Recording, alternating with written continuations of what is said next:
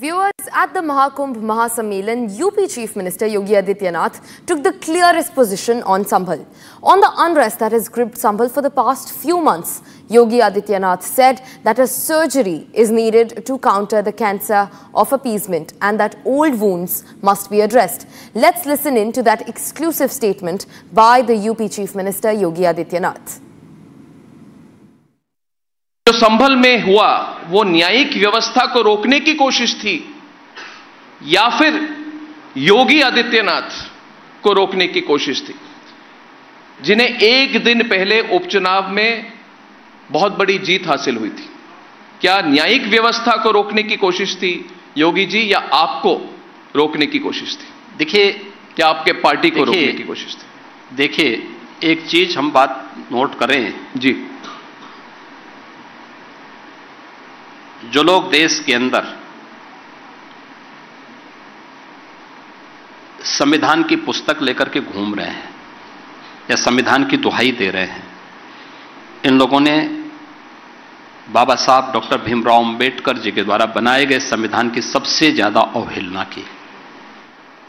तो जो लोग भारत के संविधान की मूल भावनाओं का ही विरुद्ध आचरण करते हो जी, उन लोगों से उम्मीद करना कि वे भारत के न्यायालय का सम्मान करेंगे, उनसे उम्मीद करना कि भारत के लोकतंत्र का सम्मान करेंगे, ये सब क्या है? क्या हल्ला बोल का नारा, क्या ये संवैधानिक नारा था? ये लूट खसोट करना, तोड़ फोड़ करना, बेटियों की सुरक्षा के साथ खिलवाड़ करना, व्यापारियों की सुरक्षा पे सेंध लगाना, क्या ये संवैधानिक था? क्या यही तो होता था समाजवादी पार्टी की सरकार के समय? इन लोगों से क्या उम्मीद आप करते हैं? कोई उम्मीद पहले भी नहीं थी, आज भी नहीं। इन्होंने कभी नहीं माना। देखिए, हम तो धन्यवाद देना चाहेंगे माननीय उच्चतम न्यायालय को, जिन्होंने सर्वसम्मति से अयोध्या में से राम जन्मभूमि से जुड़े हुए वर्षों के विवाद का जी एक सर्वसम्मत समाधान दिया है और हमेशा के लिए विवाद शांत हुआ।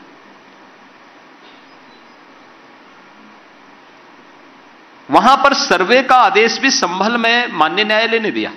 बिल्कुल, केवल सर्वे होना था, बिल्कुल, कोई भी अन्य नहीं। और ऐसा नहीं कि 19 को सर्वे हुआ, 21 को सर्वे हुआ,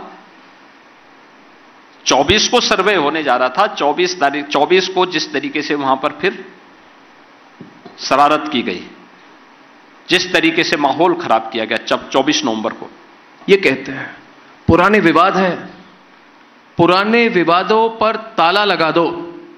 इनका कहना है कि वे पुराने विवाद हैं।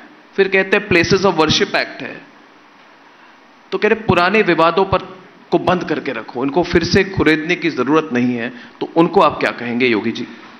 देखिए, पुराना जख्म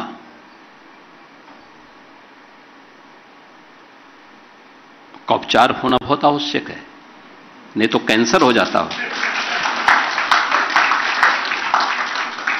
उसका समाधान होना बहुत आवश्यक है, क्योंकि ये उपचार की प्रक्रिया के साथ, अन्यथा कितनी भी कीमोथेरेपी और रेडियोथेरेपी आप देते रहेंगे, उसका समाधान नहीं होने वाला है। सर्जरी एक बार होगी और उस सर्जरी के लिए हमें तैयार रहना होगा।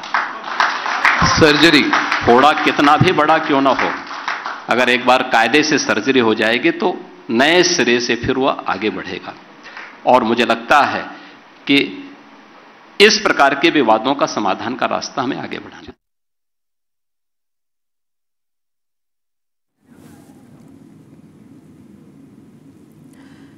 This is the latest that has come in. UP's Chief Minister Yogi Adityanath has said that they will reopen the files of the 1978 riots in Sambhal, where at least 184 Hindus were burnt alive and no case was registered, no justice was brought. And now the UP's Chief Minister, after an exclusive interview with Republic's Editor-in-Chief Arnab Goswami, made a scathing announcement saying that the 1978 riot files will be reopened.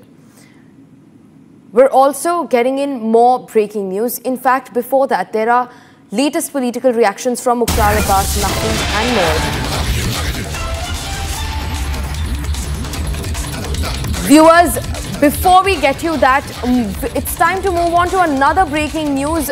Senior Supreme Court lawyer Vishnu Shankar Jain has also spoken on Sambhal re-investigation over the 1978 riots. Listen in. TV, UP Chief Minister Yogi Adityanath has made a strong statement on Sambhal, saying Islamization of Sambhal has been done and a surgery is required. How do you see that? See, I think as per list 2 of the constitution, pilgrim and pilgrim sites can be rehabilitated and established by the government, and apart from that, if there is a capture of land so far as the under the garb of Waqf is concerned, definitely the state administration and the state government can look into it and conduct an inquiry. So far as the wells are concerned, so far as the temples are concerned, for which there is a law and order situation and people are not being allowed to worship in the temples which are already established, the state government can definitely take action. So I feel that the statement, and I believe that the statement given by the Honorable Chief Minister is in consonance and is in tune with the principles of the Constitution of India. And if we are a country governed by rule of law, it has to be established across the board. Sambhal riots 1978 cases are about to be reopened. How do you see that? Definitely, it's a very important step, and I congratulate the state government that this is the voice of Sambhal. People were brutally murdered, massacred on the basis of their religion, and today, after so many years, if a state government has decided to take action against the culprit, this is the fundamental principle of rule of law. If someone has been murdered or massacred on the basis of their religion, there has to be an impartial and independent inquiry which must be conducted, and the culprits must be brought to book. So I feel that the victims and the family members of those people who were brutally murdered in 1978, today is the time when they will feel that after so many years they are going to get justice.